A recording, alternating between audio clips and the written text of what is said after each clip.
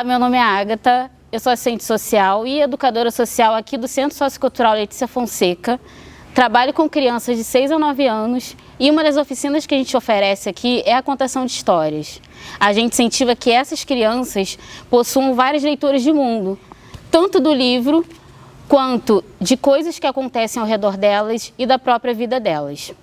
E eu queria começar hoje a nossa contação de história, a nossa releitura de uma história, revisitando a nossa imaginação, utilizando toda a imaginação que a gente tem para a gente tentar descobrir ou imaginar o que existia aqui no Brasil no passado. O que vocês acham que existiam?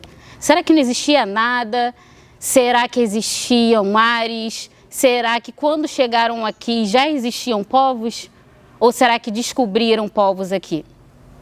Essa é a primeira pergunta que eu faço a vocês e vocês já deixem aqui nos comentários para a gente já saber até onde a imaginação de vocês chegaram. O livro que a gente vai estar apresentando hoje se chama O Tupi que Você Fala. Esse livro é do autor Cláudio Fragata e é ilustrado por Marcelo Negro.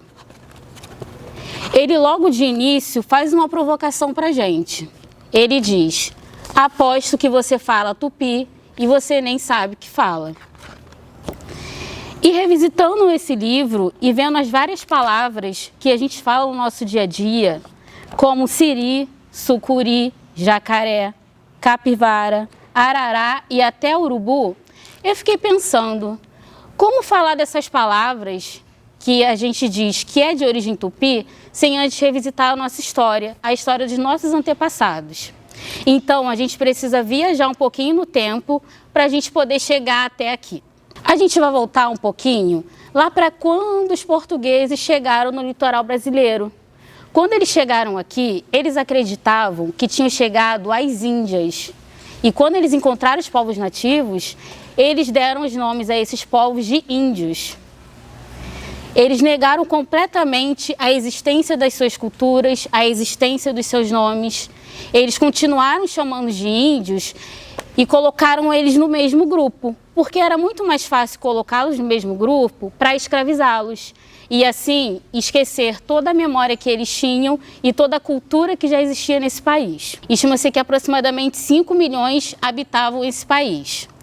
E, infelizmente, por esse processo de colonização da invasão portuguesa aqui, muitos foram dizimados por meio de guerras ou de doenças, como a varíola, o sarampo e a gripe, porque os povos originários indígenas daqui nunca tinham havido contato com essas doenças, então eles não tinham imunidade, o que levou ao genocídio desse povo nativo nesse país.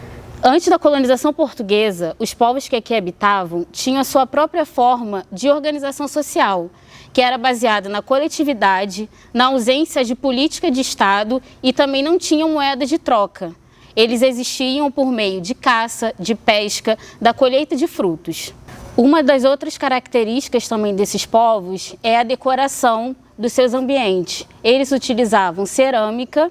Vale ressaltar que a cerâmica é uma arte que é presente na maioria das tribos, exceto a do povo Chavante. Outras características dessas diversas tribos indígenas que habitavam o país era a confecção de materiais artísticos, como cerâmica, esculturas, artesanatos religiosos. O grafismo indígena eram pinturas realizadas para determinar a localização desses povos na sociedade.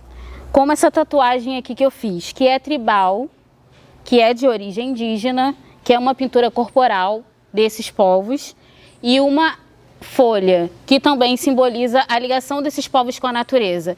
E uma das características também das tribos indígenas que perduram até hoje é a ligação da religião com a natureza. É a natureza que os rege. Então, por isso que para os povos indígenas é tão importante a manutenção da nossa terra.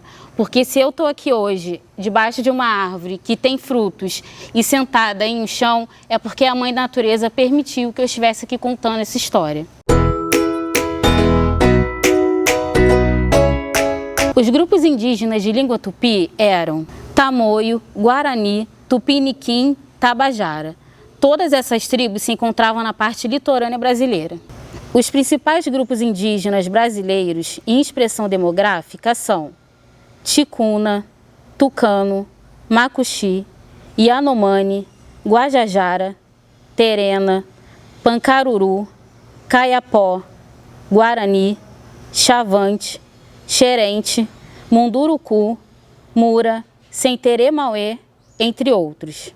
Vocês sabiam que a língua portuguesa é a nossa língua oficial, mas ela não é a única língua falada no Brasil? Existem mais de 180 dialetos linguísticos de origem indígena no país.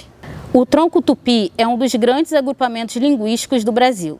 São 7 famílias de línguas: Ariquém, Juruna, Mondé, Munduruku, Ramaramá, Tupari e Tupi-Guarani.